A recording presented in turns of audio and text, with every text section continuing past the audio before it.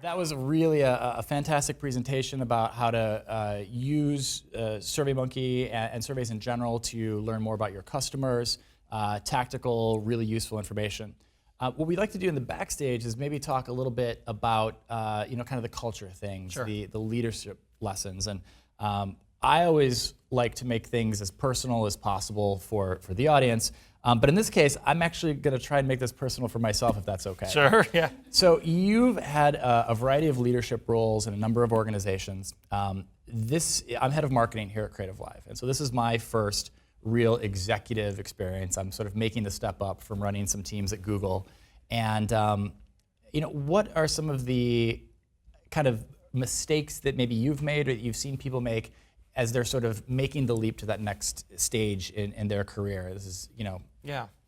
I've made lots of mistakes, so I'll just start with that mine. I think, actually, it's kind of a good question. I think if someone tells you they're not making mistakes, then something's wrong.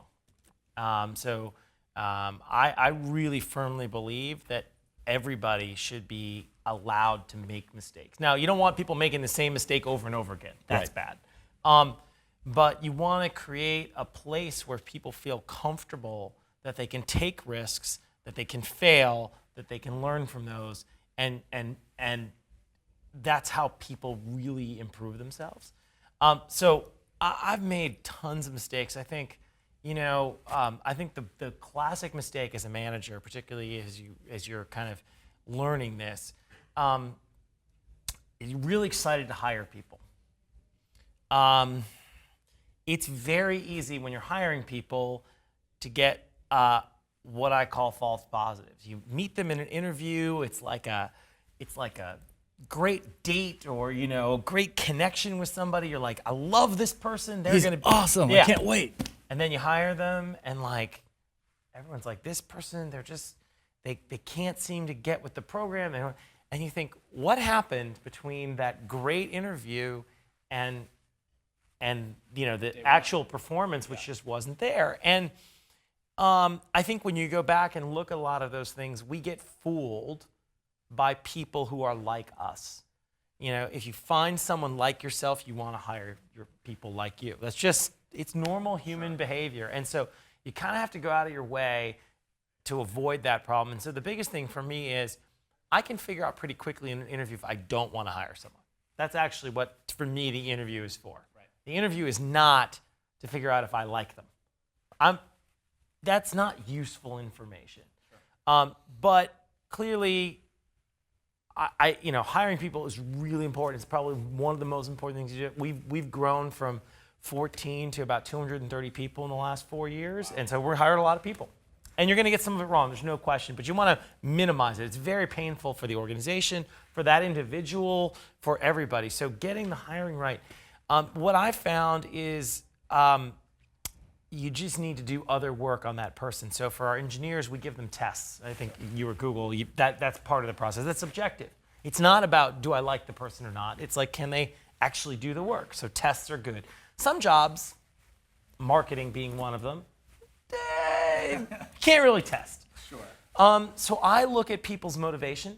I look at why do they want this job. Yeah. That's really important. That's not about who they are, but it's why they want the job. What's important? Why do they want to leave their current job? Maybe they don't want to leave their current job. I have to convince them. That's actually where you get the most false positives, because you're in the sell mode trying to convince somebody. You don't spend that much time evaluating them. And the other really important thing is real references. So not the references that person gave you, but where I've had the most success with hiring is when I get somebody who's somebody I know and trust says this person is great for what you're looking for. Yeah. And every time you check references for whatever that candidate gave you, it's going to be a positive reference. Of course. So you've got to go 1 or 2 levels beyond. Yeah, and so we do a lot of work on those things, and where we have a trouble getting that stuff, those are the hardest calls on hiring. Yeah. It's not that we just don't have that relationship, but most of the senior people that I hired, I had to hire an entire senior team for SurveyMonkey. Almost everybody I hired was somebody either I knew before or somebody that was 1 degree removed from me. And then as we hired kind of the next layers people, it was somebody at least no more than 1 degree removed from somebody on our team. Let me ask you then, once you've onboarded those people, and one of the things that I struggle with personally on a day-to-day basis is how much emotion do I show my teammates? And I'll give you a specific example. So getting ready for this event, there are a variety of moving pieces. And I have kind of my spider sense going off here and there about this aspect of the event or the marketing campaign leading up to it. And I, will get hit by nervousness or fear. And so that to me says, okay, this is something we need to take care of. What's the right way to recognize problems and transmit that sort of spider sense that you're feeling? I mean, that's like stuff that makes me scared means that we need to pay attention to this. How do you transmit that to your team in a positive way? Something that I'm personally struggling with right now.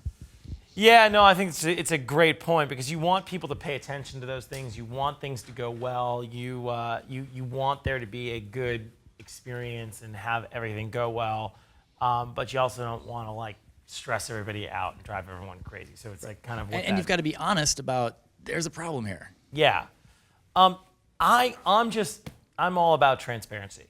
I don't think there's any point in hiding that stuff, including your own feelings. And so if I'm feeling like that about something, I'm just going to communicate it to people. Try and do it in as neutral a way as possible. So I think where it causes problems is you let the emotion get into it, right? So you're stressed about the event, you got to communicate to people you're stressed about it, and here's how we need to sort of work through it. But try to take the emotion out of it. Yeah. Try to make it not a risky thing for them to help solve the problem. Try not to make this, oh my God, he's really stressed about this. If this goes badly, I'm in trouble. Right. You want it to make it we're all in this together. This is stressful. We got to make this work, but nobody's at blame. Nobody's at fault. I'm part of the team. I'm in there solving the problem with you. Right. I mean, I look at a big part of my job is I got to hire the right people. I got to have the overall strategy. And then most of my job is helping my team do their job better because I can't do their job for them. Right. And I got to help them do their job better. And I want them to be able to feel like they can come to me and ask me for help when they're feeling stressed. Yeah. And but it's about, are we in this together, or no, you work for me, you better make sure this goes well or you're in trouble. That doesn't work for people long term. I try to get up every day, and I don't know whether I'm able to do this well or not, but I tell my team is I actually work for you guys. Yeah. My job is to be of service to the people who actually get the work done on a day-to-day basis, provide really clear prioritization, resourcing to make sure they're able to do the priorities that we jointly agree on. And if the priorities are wrong and the resourcing's not there, they can't be successful. So my job is to enable them to achieve and then to get out of the way, because hopefully, if I've hired well, they know more about that than I do. Exactly. Yeah. And I take it. I completely agree, and that's exactly the way I think about it. And I take it to the next step, which is I actually, over time, have learned what I'm good at and what I'm not good at. So what are you good at? And what are you not good at? I'm not the detail person. I just know that about myself. But I know that details are important. So I make sure that I have people around me working with me who are really good at details, because details are critical. It's just not what I'm good at. And so, and I know I'm not going to do a good job if I have to do that real detail stuff, but there's other things I'm better at. And so, I might be better at sales or BD sort of partnership conversations than somebody else. And so I think what's really important in an organization, it's having a great team. Yeah. And people say that, but they don't really mean it. But it's we need to have, it's like, and pardon the sports analogy, but it's like having a good football team or rugby team where you have different players of different shapes and sizes and skills, but all together it works. I think that's kind of what you want to think about, is getting people who can use their strengths. I often think the worst thing you can do is try to fix somebody's weaknesses. Right. That's just, it's not that good. No matter what someone tries to do to me, they're not going to make me really great at details. Sure. It's just not going to happen. And I know that about myself at this point, so I wouldn't let someone try. But early on in my career, I actually did. I had an experience. I worked at Bain as a consultant right out of college, and I had one of the partners say to me, he meant this in a very critical way. I took it as a compliment, but he said, "You'd make a much better partner than an analyst." You're like, awesome, I'm on the track. Like, yes! I'm on the track. Sign me up. But what he really meant was stop doing my job and do your job. Yeah.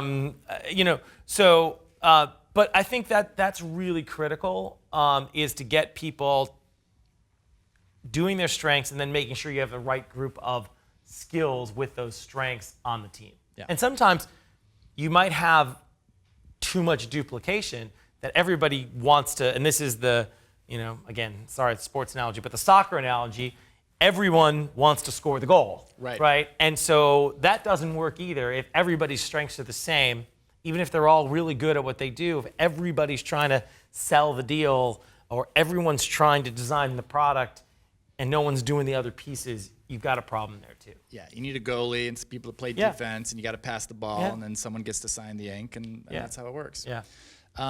Let's transition a little bit to maybe so SurveyMonkey is a very obvious tool and almost simplistic, and for a long time, myself included, people just kind of assumed, oh, SurveyMonkey, it's there, and it was kind of a throwaway. You've been able to build that into a business that has over $100 million a year in annual revenue, $1 billion plus valuation. What are some of the lessons that you've learned in that scaling process? And frankly, I think it's one of the more impressive stories in the Valley, because no one thought it was going to be as huge as it is, and largely to your credit. What can you tell us? I'll start by saying the most important thing to do is start with a great business, which is what I was able to do. I didn't start the business. It was founded by Ryan Finley 13 years ago, and he built an incredible tool, an incredible business, a brand that people love, a product experience people have. And so my real thing as I did was I took it to the next level, but I started with something that was already great. That would have been impossible to sort of recreate. I think with SurveyMonkey, our main thing was don't break things that aren't broken. But the team had been really small. So before I started, we had 14 people in Portland, Oregon, 9 of whom were on our customer operations team. Yeah. There was 2 engineers. And the company was super profitable and growing nicely. But there was just so many things that they hadn't done. Sure. So we saw all this opportunity of things we could do, but at the same time, people loved our product. They found it useful. And so trying to kind of scale the business without breaking it, sure, that was kind of the primary thing. And sometimes you can be too cautious and then you don't do the things you need to do. And sometimes you can be too aggressive. I think we've got a pretty good balance. We haven't done things quite as quickly as I'd like to have done. But I think we've made really good progress. We've really, international, which I know is part of the audience here. Yeah. International has been a huge focus for us. So we used to only be in English. We used to only have customer support on West Coast time. You could only pay us in US dollars. And today we're in 15 languages. Our site's in 15 languages. You can take a survey in any language, but the site's in 15 languages. You can pay us in 33 currencies. We have 24/7 customer support. So we understood that there was this big opportunity internationally, but we just didn't have the resources before to take advantage of it. Sure. I think there are some interesting correlations between what you've been through and where CreativeLive is at right now. Essentially, a year ago, Mika Salmi joined the business in a similar position. He's employee number 9 or 10, and we've come a long way. We're about 70, 80 employees right now, international is we reach people in English, but there's a lot of opportunities there. Let's talk a little bit about culture.